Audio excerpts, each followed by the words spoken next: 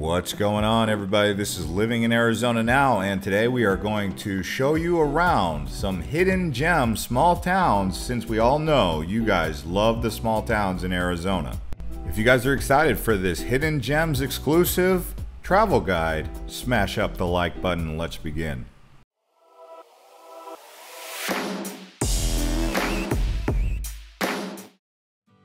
Alright, starting out all the way in western Arizona, just below Lake Havasu City, we have Parker. On your way to Lake Havasu City, you will see these river pontoon boats with bars and barges sitting there on the Colorado River. You might be inclined to stop, and you should, especially if you like beautiful atmospheres. This town is called Parker. Now, the main town of Parker is not the main area you want to go when you want to see these barges. You go north on the Rio Vista Highway, also known as Riverside Drive. You go up there towards Senega Springs, and there's where you will see this nice coastal riverside community that I personally am recommending you guys check out when you go out towards western Arizona. California side, not so interesting. They do have some RV resorts, but the Arizona side is definitely much more happening than the California side.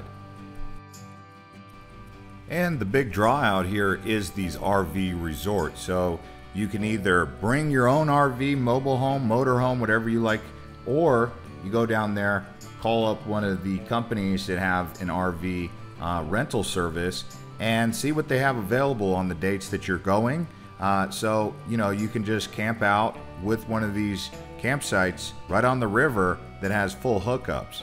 But like I said, you're going to want to call ahead for that. But this is what mainly attracts people to this part of Arizona, in particular Parker. Now, just north of here, like I said, is Lake Havasu City.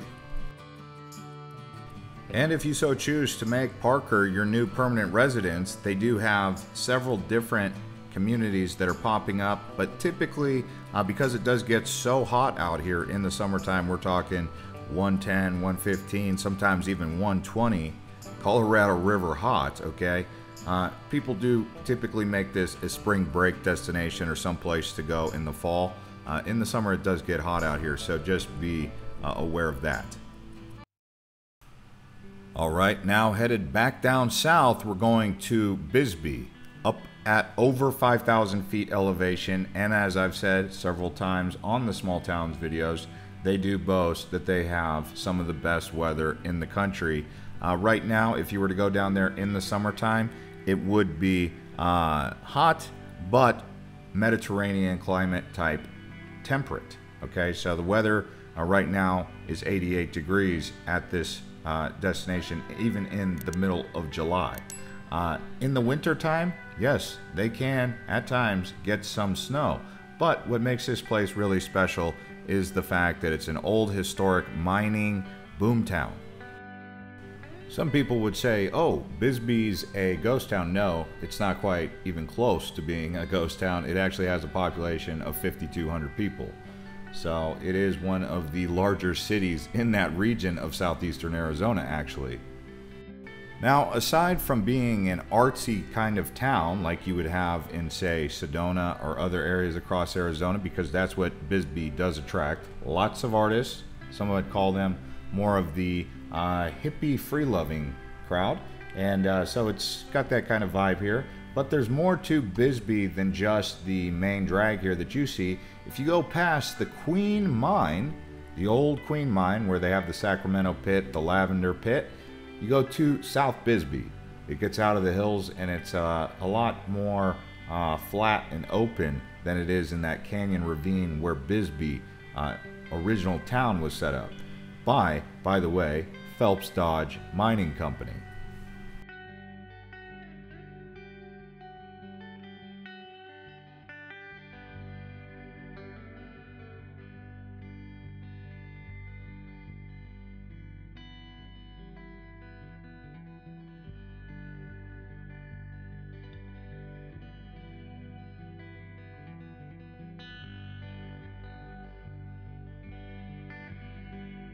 And here is a look at that big mine, the Queen Mine as they call it.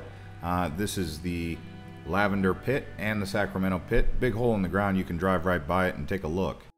And heading about an hour east, we're going out to Portal. We recently featured Portal and the Chiricahua Mountains on this channel, but we're going to actually highlight it a little bit more in detail right here, right now. Now, aside from having just absolutely spectacular countryside, at night is what is a big draw for people to come out here because it's considered the darkest place in the United States, which obviously attracts stargazers. That's why you have a place nearby called Star Village. So Portal is in the county of Cochise County, located southeast of San Simon. The population of Portal is around 300 people, so it's more of a village than it is actually a town. It's really out there, okay? But the limited amount of light pollution is what draws people out here. As I said, also, there is a semi-arid climate that does get light frost in the winter and mild summers, I would say, with some monsoon activity. Now, another thing that draws people out here is bird watching. They say this is some of the best bird watching you'll find in all of Arizona, and some would even argue in all of the Southwest.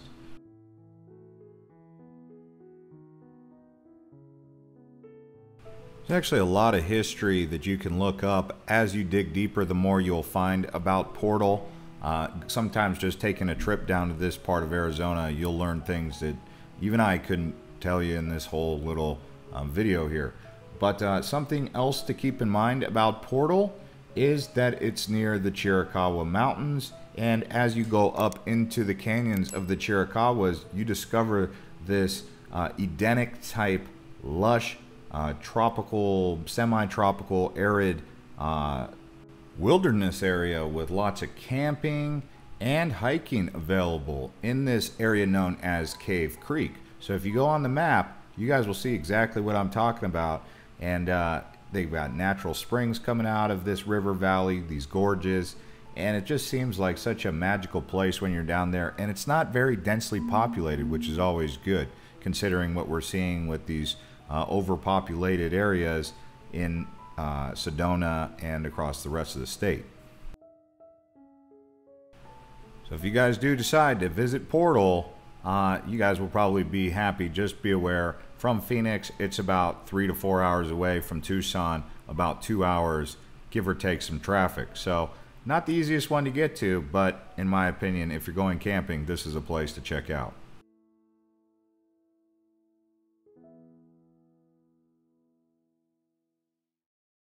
All right, staying in eastern Arizona, but now going north to the high country, the real high country, the White Mountains. We have a town called Greer. We've talked about Greer several times on this particular channel, and there's good reason for it.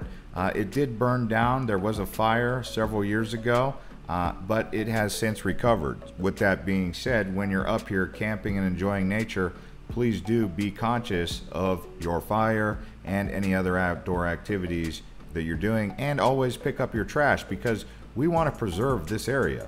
Now for me, I consider this to be Arizona's Switzerland.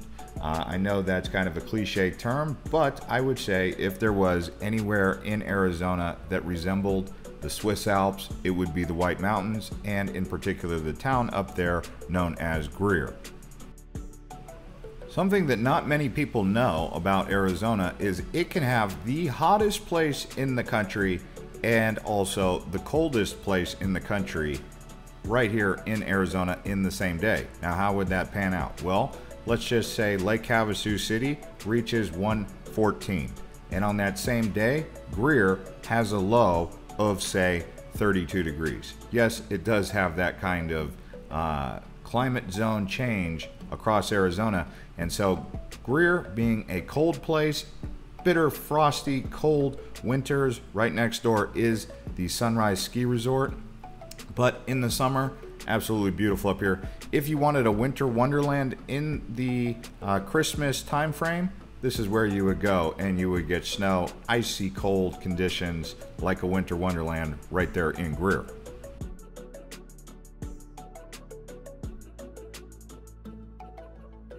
Yeah, so plenty of forest and hiking to be had out here, creeks, rivers, All that right up here next to Mount Baldy. Greer is another one of those places that I would actually not call a small town, more of a village. That's how small it is. I think the population is just under 100 people. Don't quote me on that, but that's what basic census data has told me. So around 100 people live up here. Oh, by the way, the elevation, 8,500 feet. And if you guys are enjoying this travel guide so far across Arizona's small towns, please consider liking the video and hitting subscribe to Living in Arizona Now if you guys enjoy content like this.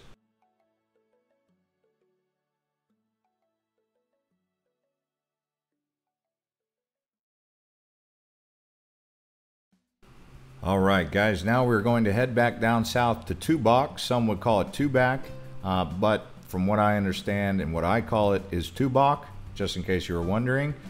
This is another art town. The population is around 1,400 people, so just above a village. You could call it a small town. Really beautiful, just north of the Arizona-Mexico international border. And it's another town that has a great deal of history with Tumacari right down south, Tumacari del Carmen, which is a mission. And that leads me to my next point. The history here was with the Spanish missionaries that were coming up from Mexico, in particular De Anza. So that's why you'll see signs that say the De Anza Trail, which actually connects in California with Camino Real and the 21 missions of California.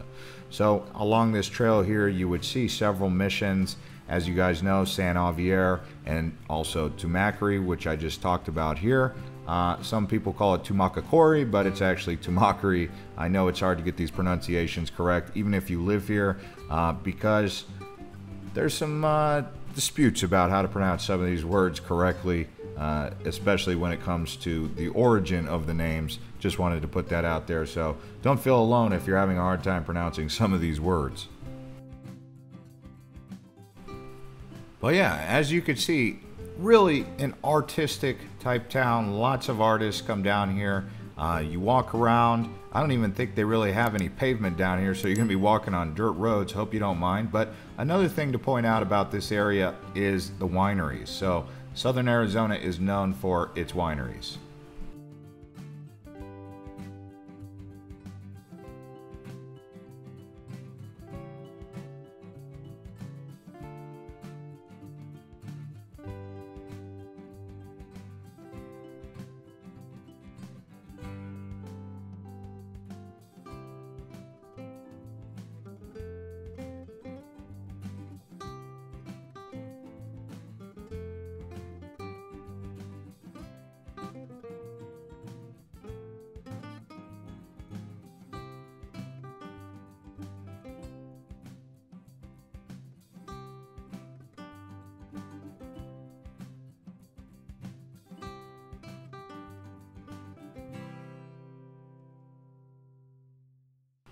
All right, next up on the list, we're actually going to go just north of Phoenix, right near another town called Cave Creek, called Carefree. So Carefree, Arizona is one of the high rent districts in Arizona, but it's a charming town that sits at the foothills of Black Mountain. In fact, the area nearby is called Desert Foothills. So this is kind of a rolling hills type desert, very lush and green desert with lots of people with money in the area. And one of the trademark landmarks is this here sundial. And there's actually a sundial park, and people like to do some shopping for, you guessed it, art up and down Easy Street. You can also get breakfast in the area. That's another thing people enjoy. During the spring, the winter, and the fall, that's the best time to come here. Obviously, being that it's just north of Phoenix, in the summertime, it does get hot, but still a really nice place to go.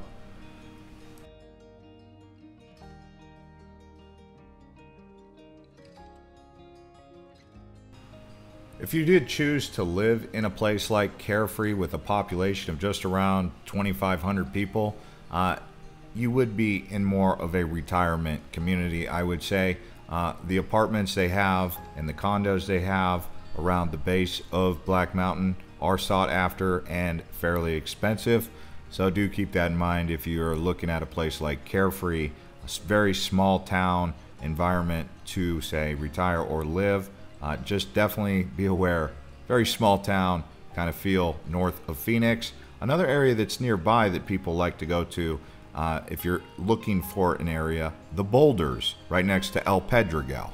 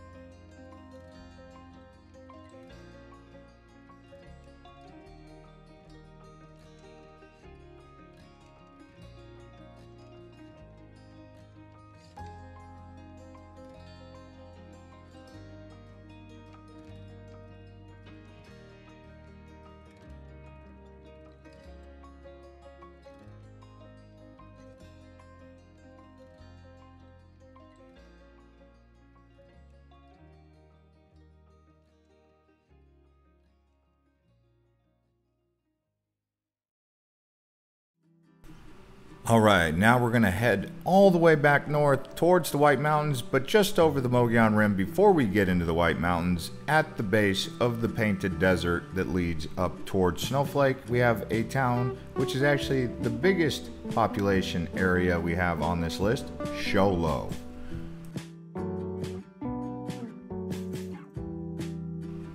So Show Low sits at around 6,500 feet elevation and has a total population around 11,500 people as of current census data. Now, the average high in the summertime in Show Low is a beautiful 86 degrees.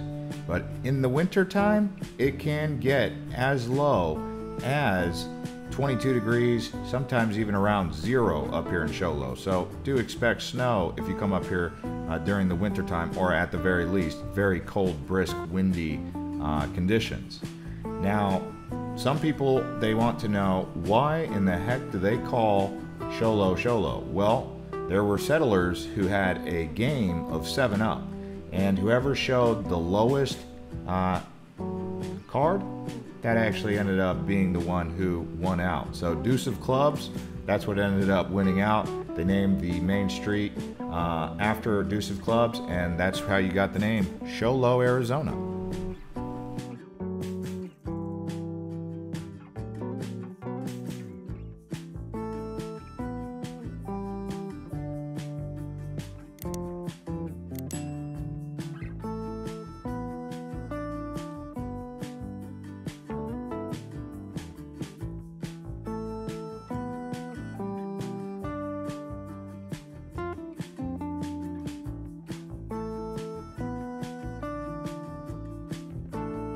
And you can see Show Low is just a beautiful pine tree environment with homes built right into the forest. The kind of place you'd want to live, especially during the summertime. After a hot summer in Phoenix, you go up here, nice little retreat.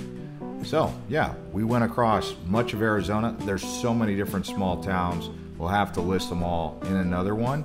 But if you guys enjoyed this tour around Arizona and the small towns, which some of them are villages, please do hit the like button, consider subscribing, and watch some more of these other videos.